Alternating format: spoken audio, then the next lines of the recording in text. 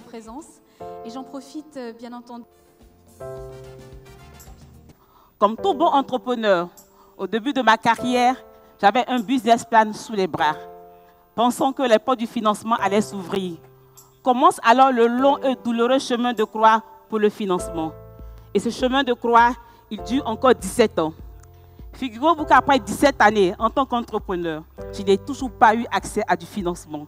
Et j'espère qu'avec Wi-Fi, ce chemin de croix va s'arrêter aujourd'hui. Je me rappelle qu'au début de ma carrière, nous étions allés voir une banque de la place. Je pense que j'ai vu le banquier. Il est à la retraite maintenant, il est dans la salle, je le salue au passage.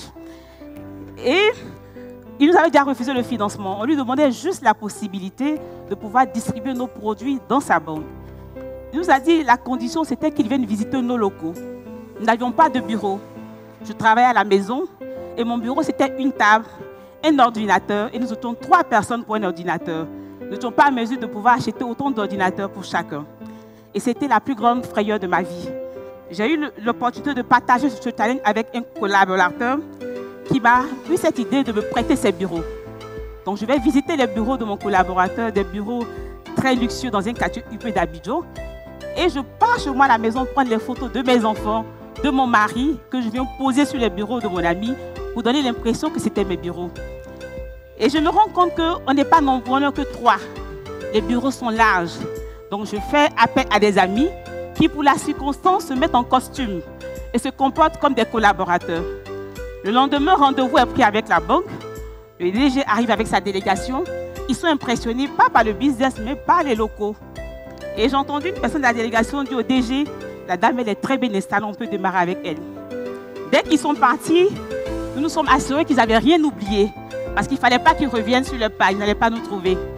Nous sommes repartis chez nous et nous avons travaillé. 2 années plus tard, nous sommes en mesure de pouvoir générer du chiffre et de prendre des bureaux. Nous sommes repartis voir ce directeur. Et nous lui avons avoué la vérité. Nous lui avons dit que là où on l'avait reçu, ce n'était pas nos locaux. Mais on l'avait emprunté ces locaux parce qu'il voulait quelque chose de très structuré comme une grande entreprise. Ce DG nous a dit quelque chose qui est resté marqué dans ma mémoire. Il m'a dit, madame, de ma carrière de banquier, vous venez de me donner l'une des plus belles leçons. Cela veut dire que je suis passée à côté de beaucoup d'opportunités, de projets portés par des jeunes, parce que j'étais focus sur l'aspect plutôt physique que sur l'aspect innovation. En 2014, j'ai l'opportunité d'intégrer un programme pour entrepreneurs qui est localisé à Accra. C'est le programme de Stanford Business School pour entrepreneurs. Au sortir de ce programme, je décide de m'attaquer à un autre problème, la précarité dans laquelle vivent les femmes en milieu rural. 80% de la nourriture que nous avons au quotidien dans nos repas provient du travail de ces femmes qui vivent de manière très précaire.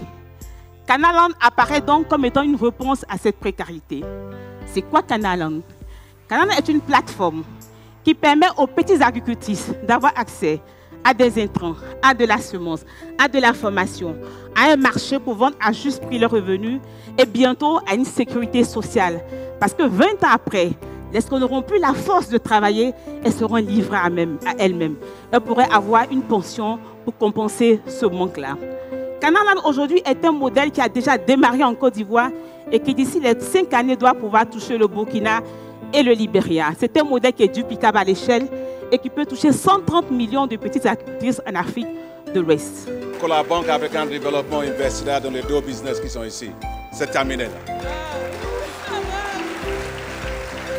Et le vice-président de la BAD, Madame Jennifer, il faut se lever parce que c'est toi qui dois prendre maintenant le relais là. Voilà, il faut le voir.